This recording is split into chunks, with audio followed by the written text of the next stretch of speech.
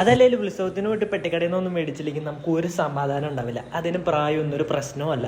ഓഫീസിൽ നിന്ന് ഒന്ന് വീട്ടിലിരുന്നപ്പോഴാണ് അമ്മയ്ക്ക് ഉത്സവത്തിന് പോകണം എന്ന് പറഞ്ഞത്. പിന്നെ ഞാനും വിചാരിച്ചു പോയേക്കാന്ന്, വെറുതെ വീട്ടിലിരിക്കണേലും ഭേദമല്ലേ ഉത്സവമൊക്കെ കണ്ടിട്ട് വരാം.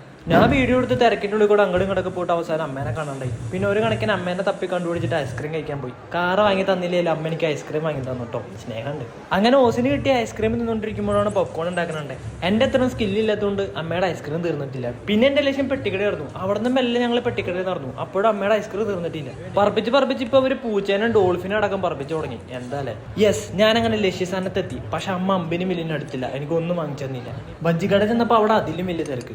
തപ്പി നടന്ന സാധനം അന്യം നിന്ന് പോയ ഡിനോസറിനെ വരെ അവര് പറപ്പിച്ചു. ഭാഗ്യം പറക്കണ ഒരു സാധനത്തിനെങ്കിലും പറപ്പിച്ച് കണ്ടല്ലോ. അങ്ങനെ ഉത്സവം കണ്ടില്ലേ, ഇനി വാ പള്ളി പെരുന്നാൾ കാണിച്ചു തരാം. ഞാൻ ചെന്ന ടൈം എന്തായാലും കറക്റ്റായിരുന്നു. പ്രദക്ഷിണം കയറിയതും അതേ സമയത്ത് തന്നെ.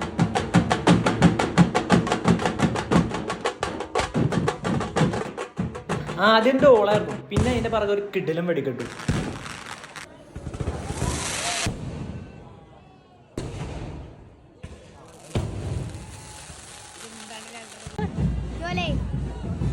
ജോലിനൊക്കെ ഉണ്ട്.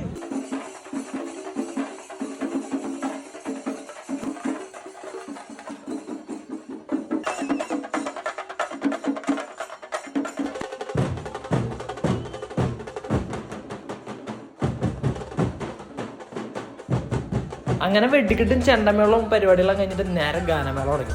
ഇപ്പത്തെ പിള്ളേര് കൊള്ളാം, ഏതാ കളി. ഈ ഐറ്റം നിങ്ങൾ എവിടെയെങ്കിലും കണ്ടിട്ടുണ്ടോ? എന്തായാലും ചെക്കൻ കുറെ പൈസ ഉണ്ടാക്കിയ സാധനം വെച്ച്. പള്ളി പെരുന്നാളും അമ്പലത്തിലെ കാവടി വരവും സെയിം ദിവസം. അപ്പൊ ബാക്കി കഥ അമ്പലത്തിൽ എന്ന് പറയാം.